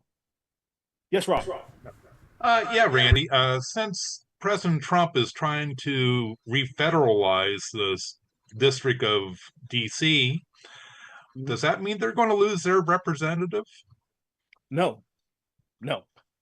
They so DC and all of the territory states, if you will, they have what's called delegates. So they won't lose their delegation that represents them. Although they have no vote in Congress, but they have representation in Congress. So no, that wouldn't affect it one way or the other. All right. Thanks. No problem. Anybody else? No, good. Okay. All right. Introduction to the GOP data center. Now, this is as a precinct chair, this is your bread and butter. This is your database per se. And so this is really a 30,000-foot overview of what it is and what it does for you. But in order to have access to this, number one, hopefully your state and your county GOP party has access to it, and this is a state-driven thing. I'm sorry, it's a national-driven thing, but each state have their own database within a database, if that makes sense, and you have access based on levels. So, for me, being on the SREC at the state level, I have access to see all 16 of my counties' voter information. If I was just a precinct chair, I would only have access to my precinct's information, if that makes sense now. So the overview here is a central hub of voter information for voter data. You got campaign tools, precinct level management, and you will see as I go through, you can do demographic insights, voter preference analysis, create outreach strategies with it. You can do a lot of stuff. And so in order to get access to it, once again, you go to gopdatacenter.com. That's the website, and request access. And check, like I said, check with your county party, your state party, to see if you're a precinct chair, if you're in an elected position, to see about getting access and how you get access. You get sent your login information once they verify that you're actually in that position and all that good stuff. And so you log in, and this is skip all this. Just setting up your account, passwords, two-factor authentication. Okay, you log in, and this is what it looks like. Like I was saying a minute ago about the Texas electoral count. Just for clarity, the electoral count is based on two factors. Okay, your House of Representatives, the number of House of Representatives you have, and your two senators. So, for example, Alaska only has one representative, one U.S. Representative, but two senators. So the electoral college count for Alaska will always be 3, and that's for all the states. So when you see like the electoral count, presidential election night, and they see they got this many electoral votes, and that's based on that math. So it's based on the number of representatives and the two senators. Now, it does not mean that the representatives are the electors. Anybody could be an elector. So you, as a precinct chair, if you go to your convention, your congressional delegation, your congressional caucus delegation convention, at your state convention, I know there's a lot. That's where you determine who's going to be a presidential elector, and it could be a fight, So that's a very prestigious position to have, and you become one of those 40 people here in Texas. You become one of those 40 members that will be part of either the Republican delegation of electors or Democrat delegation of electors, and that's how that works. So you don't necessarily will be a U.S. representative, a state representative. You could be anybody that make up the 40 electors based on the 40 electoral allocated numbers of votes from that state. I hope that was clear. If not, I will clarify it as we go on. But here, Hold on, Joshua. I'm sorry. Oh, good. Okay. Here, the way you read your voter your spreadsheet. So when you log in and you see how many your precinct, you'll see like little numbers, and on the far, I'll show you here. But you'll see like 1 hard Republican, 2 weak Republican, 3 swing, means they're a swing voter. 4, they're a weak Democrat, or 5, they're a hard Democrat, and it's based on their voting pattern over X amount of cycles of voting. And it's usually derivative or derived from the primary elections, not the general elections, because it's hard to determine how a person voted in a general, but you could definitely know how they voted in the primary. So this is where that information is aggregated from. And then let me see here. This is just some more, if you're a nerd and you're doing data analysis on how they're voting and the trends and stuff like that. You can find all that information here. So here, just for an example, the Texas percentage of popular vote for this is all 2024 cycle. The going up to 2024 rather. You have Republican turnout that was really high, it was 60 percentile through starting in 04 through it tapered off in 12, and it kind of like declined and then shot back up in 24. That's why Donald Trump had over 1.3 million votes in Texas. It was a very high voter turnout, but a very low Democrat turnout at the same time. And traditionally, you'll see that Democrats have been, on this little snake line of low voter turnout. They only peaked in 12, and that's when the U.S. Congress actually changed seats and gave Obama a trifecta in his last term there. So, all right. All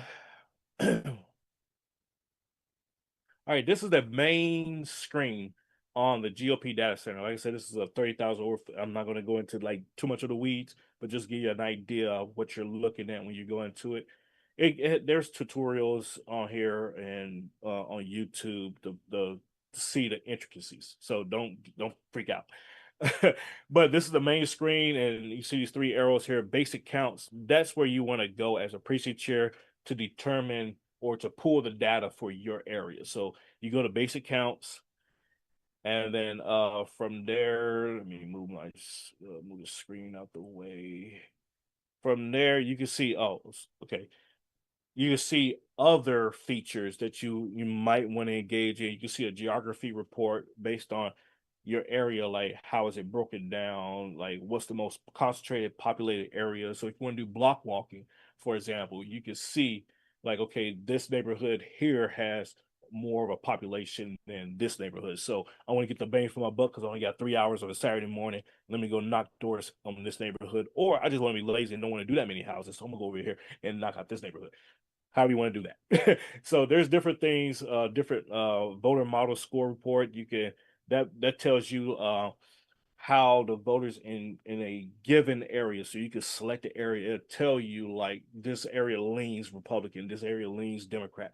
That's what that would do. And this is that'll be a great tool for those candidates that you may be helping. Hey, let me moving stuff around now. Won't work. Okay, there we go. All right. Once again, it goes, you can do voter database management, like tracking your voters in your precinct as a precinct chair. You could track how they're voting, their voting trends. So you could tell, like, if, say, Susie Q was voting Republican in the last 4 primaries, and then last primary, all of a sudden she started voting Democrat. You like, hey, Susie, you okay? You good? You need that? What's wrong? What's going on? So you can determine all of that, and then from there manage your precinct, manage the voters, manage to help the candidates with identifying block walkers, phone bankers, and stuff like volunteers for their campaign. The way you get that, you go to your precinct criteria. This is how you pull your data. You go to precinct criteria. And you can, I did one of my counties because this is actually a slide deck from one of the classes I gave them. You put in the precinct number that you're looking for. For this example, Hayes County precinct 142, it yielded out 168 voters, right? And then you go over to create list at the top right hand corner there. Well, first you hit preview count. Sorry. You hit preview count, and then it's going to populate the number 168 people in that precinct. You go to create list, and then from there, you can select how you want the data to come out. And from there, you can just pick, hey, I just want to target only the swing voters. I don't care about the Republicans. Republicans are going to vote how they're going to vote. Democrats are going to vote how they're going to vote. It's the swing voters. Me personally, and I'm telling you guys this, me personally, I always, when I'm doing data collection, targeting data, and stuff like that, I always go for the swing voters. I don't care about the other 2 fringe sides because they're going to vote and do what they're going to do anyway, especially if they have a pattern. If you see that you identify those 3s that have that rotating cycle going on, that's who you want to go talk to. That's who you want to go convince. That's who you want to, because they're a little bit more level-headed and they're willing, they're kind of like curious as to what you're bringing to the table. So that's who you want to go talk to. And then from there, you can pick the rest of the criteria if you want, but typically you're okay with just doing swing and you don't have to pick anything else. And you can determine what kind of phone numbers you want to get, high reliable mobile phone numbers. You don't want to deal with landlines because you really can't leave a voicemail on most of them.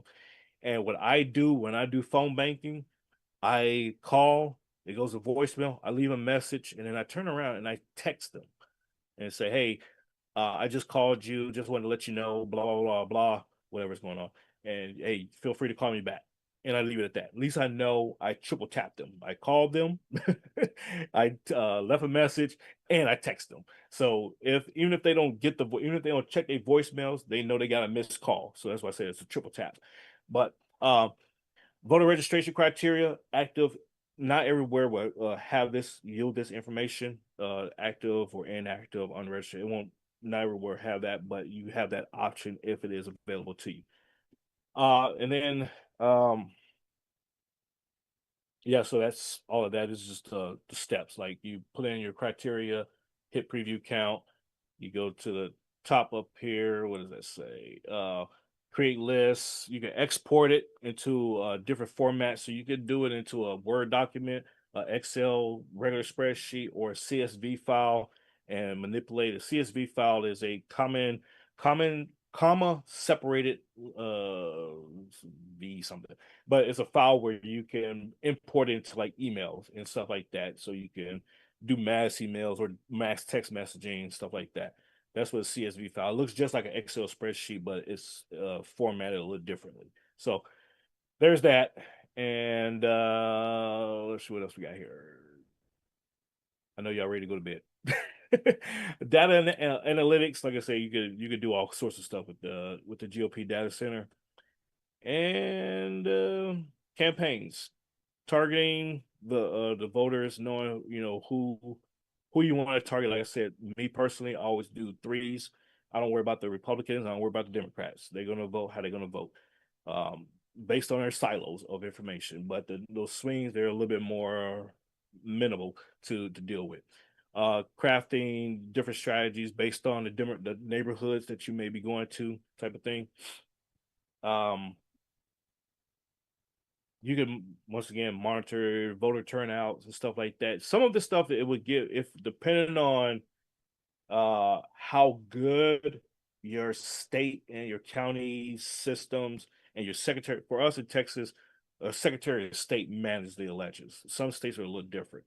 But secretary of state, for the most part, is where your election stuff is dealt with. If you're getting that data real time, or if you're able to get the data real time, meaning like on election during early voting, you can get the data at like 8 p.m. because some polls close at 7 p.m. So you should be able to get the data for that day at 8 p.m. If you get that information should be populated in the GOP data center at the same time. It should be, if they're good. Sometimes they won't be, and they won't be there until the next year, literally. So just keep that in mind. And then, but at the end of this, on the website, like I said, GOP Center, GOP.com, it'll route you to GOP.com, but the GOP Data Center will have additional information on how to get involved in different things that they may be supporting. Like that, Freedom Matters. This is where you can sign up to be, I want to say,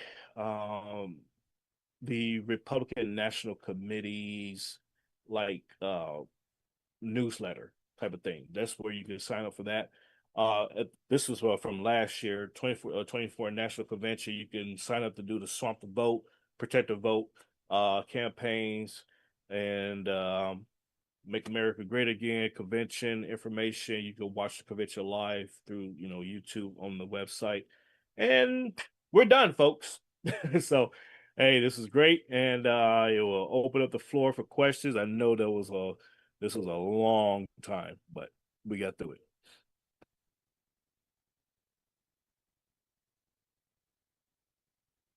Randy, can you turn off your screen share real quick? Oh, yep. Let me do that.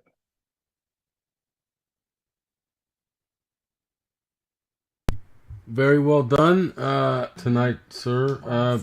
Now let's see who else has any last minute questions for Randy. Let's see, Rosemarie, Rob, any last minutes?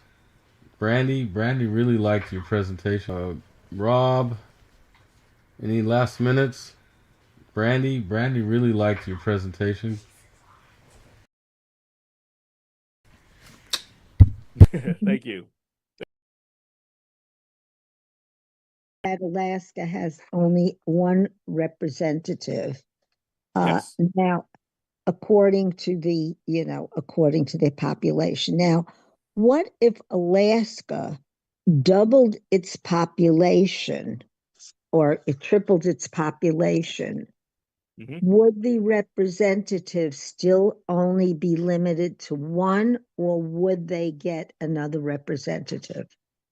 They would then get another representative. Now, it would be once again determinative of what state loses representation, because that population came from somewhere, type of thing. So that is then you would rely on the census data to see, like, okay, what state did that, who moved from where and why, type of thing. So that's how that will work. So yes, but they would still have a population cap under that representative. So if it, say for your example, you said if it tripled in population, so that means that they got like 1.5 million people, then yes, they will be entitled to 2 additional representatives, because they're already capped at 700, 800,000 people. So they would get then 2 additional representatives to help control that, or have represent that population. So that would mean Oregon possibly, or Washington State. Washington State will maybe lose one. Wyoming may lose. Well, Wyoming only has one. So somebody with multiple reps, they will lose a seat and go from there. I don't foresee any state in the union right now losing, like going from like to 0 representatives that has one, because there's a few states that only have one. So yeah, I don't see that happening. Hope that helps. Randy, I just want to thank you for this presentation tonight. It was amazing, actually, and it was super informative, and it was very simple for people to understand, I think, because sometimes this stuff can get really complex if you're not really familiar with it. Yeah, thank you. Yes, I try to give it a guide path of, like, you become a precinct chair. Now what? I go look for candidates, and what am I looking for in a candidate? How do I find out that information? Okay, now I need to engage my voters. How do I do that? Go to the GOP data center. Here you go. Boom. That I try to go along that logic there. So thank you. Appreciate it. Victoria? Tori? I was wondering, well, 2 questions. First, do you follow the precinct strategy, Dan Schultz? Dan Schultz. I heard that name. Yeah. Precinct strategy. I look it up. He has a website. Find him on X. Great at precinct strategy. And yeah, thank you for your presentation. I was wondering if you had ever calculated what a vote is worth in your state. Yes. Yes. How much is a vote worth in the state of Texas? So, well, actually, I didn't do it by the state. I did it by the district. So, but generally speaking, it's around $5 to $6 window. And that's actually a question. But yes, Well, and maybe you're taking the value differently. When I calculate value, I took the annual budget for 2025 and then who we voted for in 2024 in the general election. So were you going by your state's annual budget when you calculated it? no, okay, we're talking about something different then. I'm talking campaign purposes. Campaign. So, I was talking in actual, like, getting people involved, and this is what I've come across, is that people don't actually realize how much voting actually is worth to them, and creating that worth by taking the annual budget, dividing it by the population, okay, and that's then what you you're saying. get your value per person, but then your average household size, and then you multiply that. Budget divided by population. Yep, and that's the per person, and then you need your average household size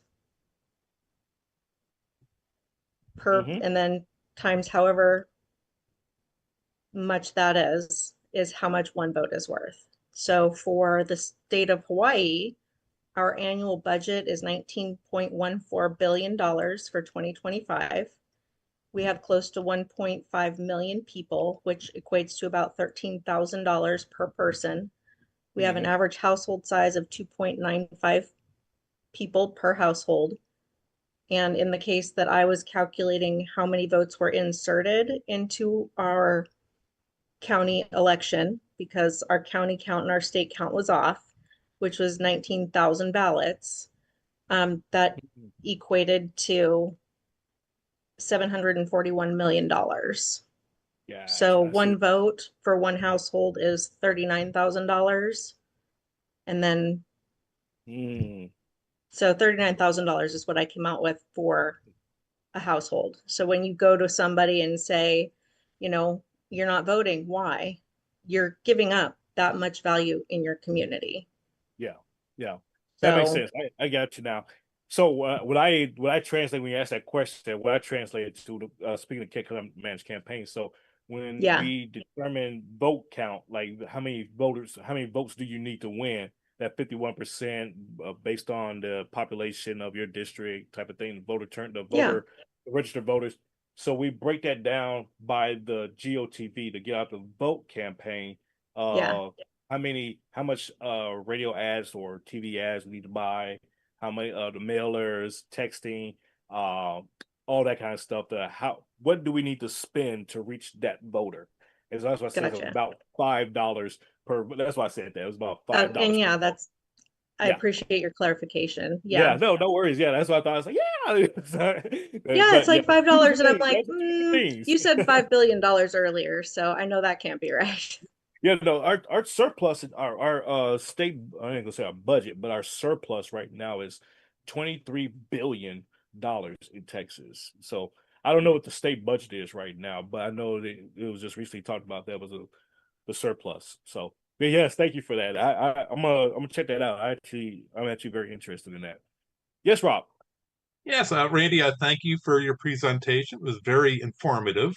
Thank you. But I'd like to get your opinion on the law about limiting the representative Congress to 435, because as our population is going up significantly, as it goes up, our voice in the government would actually be decreasing. Going down.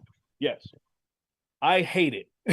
And I've been talking about this for years now, and it just falls on deaf ears. It's just kind of like, And because we're becoming a society of being not engaged with people. So for example, when you go to your Congress website, you have to put in your email address or put in your address. They want to make sure that you actually are in their district before they even interact with you. It didn't used to be that way. So now you have those little parameters, those little gatekeeping mechanisms to make sure that you're somebody that they should be engaging with. But I hate the system. I hate that we have that. If we drop the representation number to say 300,000, I would probably say that's a little bit feasible, more manageable, because not everybody in that 300,000 population will be civically engaged for you to have to deal with. But if we increase the number, I would say a good cap size in Congress, at this juncture in our society, I would probably say about 1,000 seats in Congress. I would say about 1,000, and that, to me, because right now it's at 535 combined, but in the U.S. House itself, 1,000 plus the 100 senators, so 1,100 total in the Congress. I think that's a manageable and feasible size for the population, because our population is 330 million people ish. So if you sparse that out and break that down, I think that's pretty equitable for interaction or engagements from the population to a representative. So I like I said, I hate it. I wish they would repeal that, but given how lazy they are as it is, I don't see it happening. So they couldn't share the burden. It's something I think it's something that Red America First, as a collective, I think that's something we should take up and argue. Make that like a ballot measure type of thing, in your communities. That's a whole nother class on how to get stuff on your ballot. But that'd be something that'd be, the run of the change is that, hey, repeal this act or whatever it is. I have to look it up and see what it was. But hey, repeal this law, repeal this act, let's expand the number of representatives in the House. And I think that would actually go somewhere, to be honest. I really do think it would. Yeah. If we could reduce their paychecks at the same time. That part. All right. Yes. Thank you much. Yeah. I would add to this actually an idea that I don't know how people feel about this, but think about the reason why we have the House of Representatives and we have that number is because it's supposed to be, everybody has more of a voice versus the Senate where it's just even, right? So, now that we have all this wonderful technology we didn't have back in, 1918 or before, I mean, you could actually get more voter engagement if voters had the opportunity to become their own House of Representatives and actually be able to vote in whatever. Because if you think about it, we have the technology to do it now. We didn't used to, but we'd have it now. You're trying to become a democracy. But I mean, think about that. Like, that's Yeah, you're right. You're absolutely right. Yeah, kind no, of the I whole agree. I agree idea with you. of it, if you think about it. Like, Yeah, the no, Senate is you're absolutely for, right. yeah. So, and then So, that would bring so up voter engagement, would it not? it would. So a representative can say, "Hey, I'm sponsoring a bill. Here it is online. Shoot me a let's do a survey out of my district. What do you think of this bill? Should I support it? Should I vote against it or whatever?" And everybody chimes in, and he goes from there, or she. I love that idea. That would be great. If we did that. But once again, that's leaning towards being a democracy, and that's Switzerland. Right. Good point. And we're a republic, and so we have our elected representatives to do all that headache for us. But I love that idea, though. I would encourage that, actually. I would say, hey, that's cool. So yeah, thank you for that. That's pretty cool. Yeah. Yes. I have another question. Yes, ma'am.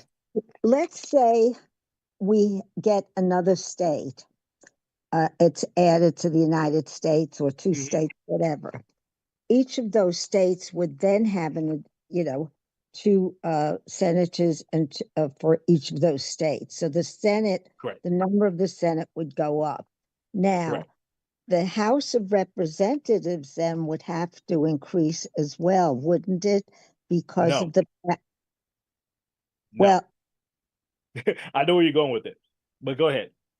okay, because now let's say all things being equal, the population stays the same in all of the states, but now we have an additional 3 million people added, or 4 million people added to the United States, or in these two states. Let's say there's 2 million each.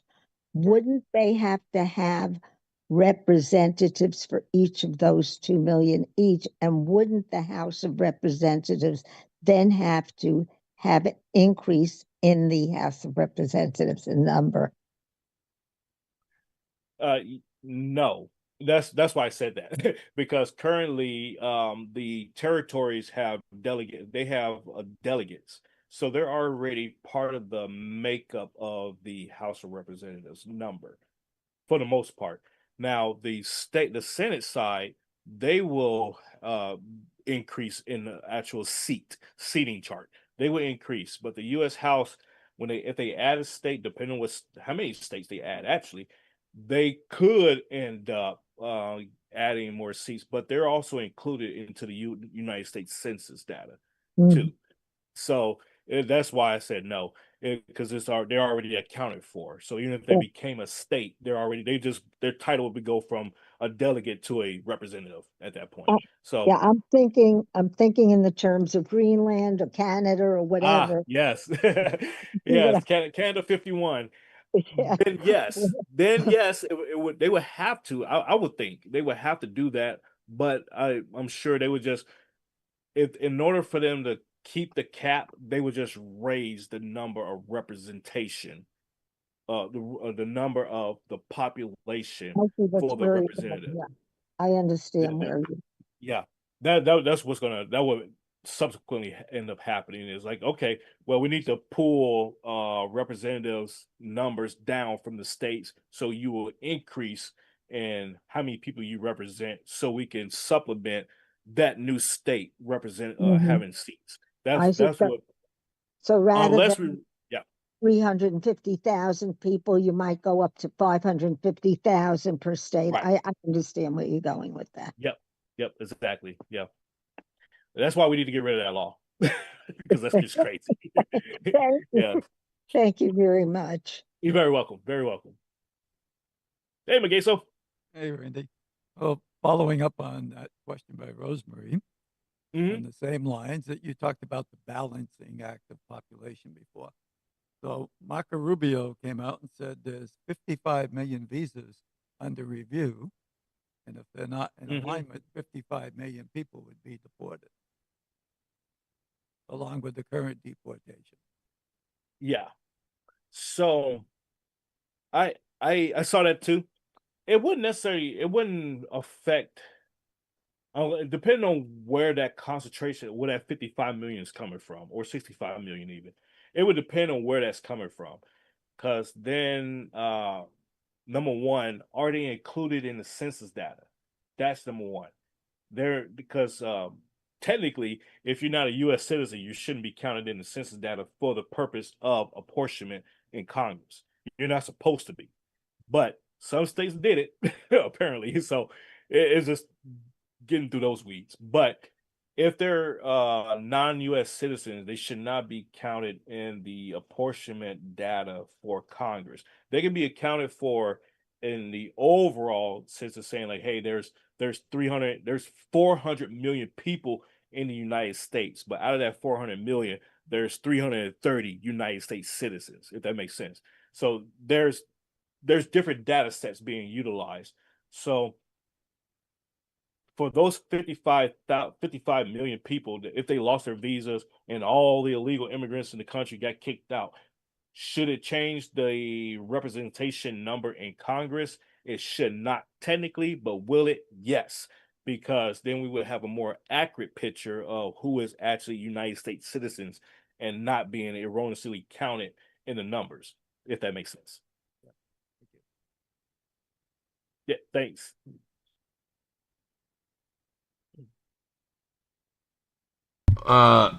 Randy, first of all, Yes. thank you for doing this. I know we've put it off for a couple of months, Yeah. but I'm glad you put it together, and I'm going to repurpose the video and send it out and send it out and send it out. But the live stream was a success. This is our first town hall that we're streaming on 5 streams simultaneously, and we're not in jail in any of them. So that's a big deal to me. And Dr. Frank has not landed yet, team. I've talked, Valerie and I spoke with Ralph in relation to the next part. The next part was supposed to start immediately after Randy Purham, but the bad news is Dr. Frank, he's going to have to get a rental car and then drive approximately 40 minutes to this area. Whether he decides to come in Valerie and I's place to host it with us here, or if he goes to the hotel room that we booked for him, it's really going to be his choice. But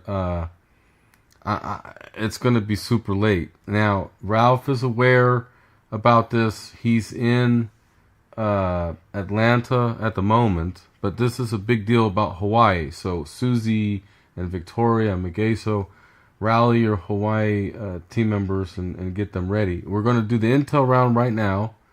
I'm going to bring Brandy, Rob, Megeso, others up here front and center to do the intel round, and then we'll just transition right into everything, and I'll give you guys all a heads up in the chat, or I'll text somebody that's in the intel round panel to let everybody know what's going on, because I might have to drive somewhere. It's a mess, but anyway, Randy, you did an absolute amazing job. For real. It was a totally awesome show. And our organization, RedAmericaFirst.com, I have to shut off TikTok and YouTube because some things we say, they put us in jail and give us strikes about. So those that are those that are listening to the live stream, we love you guys. We're going to continue on some platforms, X, Rumble, and maybe Facebook, depending. Continuing on tonight, but for this particular segment, TikTok, YouTubers, sorry, but we get censored and told that we're naughty for some things we talk about, so we'll have to shut you guys down.